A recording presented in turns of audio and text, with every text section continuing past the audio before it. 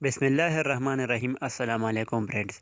آج کے اس ٹیوٹوریل میں ہم بات کریں گے کہ آپ اپنے ورڈپریس ویب سائٹ سے ڈائریکٹلی اپنے ہوسٹنگ فائلز کو کس طرح ایکسیس کر سکتے ہیں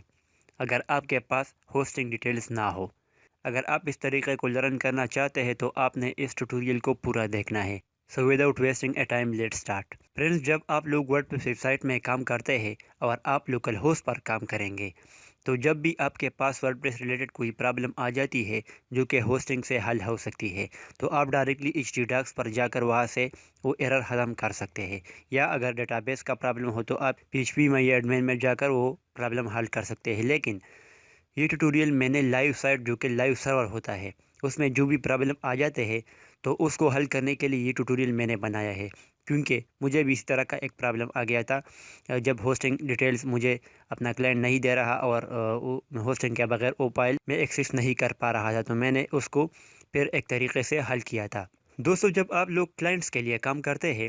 تو کلائنٹ آپ کو ڈائریکٹلی ورڈپریس کا ایکسیس دیتا ہے۔ جب آپ لوگ اس کے ورڈپریس ویب سائٹ میں کام کریں گے تو بعض اوقات ایسے بھی ایرر آ جاتے ہیں جو کہ ورڈپریس کے ڈائریکٹلی ڈیش بورڈ سے نہیں ہو پاتے، تو آپ اس کے ہوسٹنگ کو ایکسیس کر سکتے ہیں۔ لیکن اس میں مسئلہ یہ ہے کہ آپ جب اپنے کلائنٹ کو کہتے ہیں کہ آپ اپنے ہوسٹنگ ڈیٹیلز پرووائڈ کریں تو بعض اوقات بتاتے ہیں کہ میرے پاس اور بھی ویب سائٹ ہے جو کہ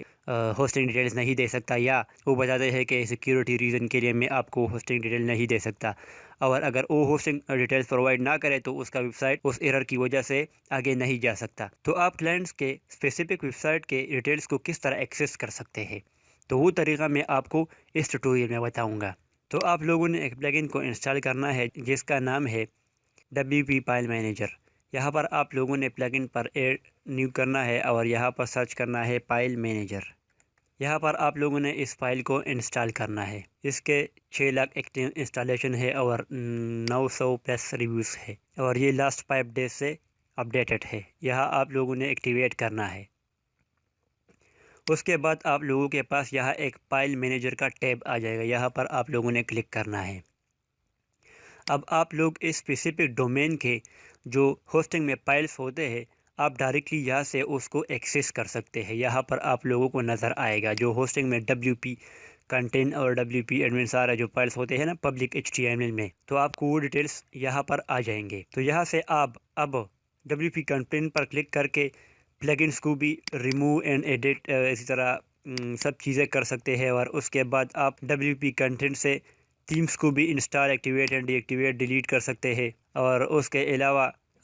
علاوہ آپ the most important file WP config کو بھی ایکسیس کر سکتے ہیں۔ یہاں سے آپ HT Docs کو بھی ایڈٹ کر سکتے ہیں، اور یہاں پر یہ سارے فائلز یہاں پر آپ لوگ دیکھ سکتے ہیں۔ مجھے جو پرابلم آئی تھی تو میں نے ایک پلگن کو انسٹال کرنا چاہا تھا جہاں سے ایڈ نیو پر، تو وہاں پر جب میں وہ پلگن انسٹال کر رہا تھا تو نیٹ ایشو کی وجہ سے وہ تھوڑا سٹک ہو گیا تھا، جس سے پھر وہ پلگن انسٹال نہیں ہو رہا تھا، اور وہ بہت امپارٹنٹ پلگن تھا جو کہ اس کلائنٹ کی ویب سائٹ کے لیے